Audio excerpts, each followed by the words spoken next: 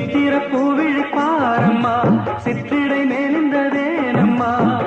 பத்து வீரல் அடைக்கத்தானம்மா முத்துரதம் எனக்கு தானம்மா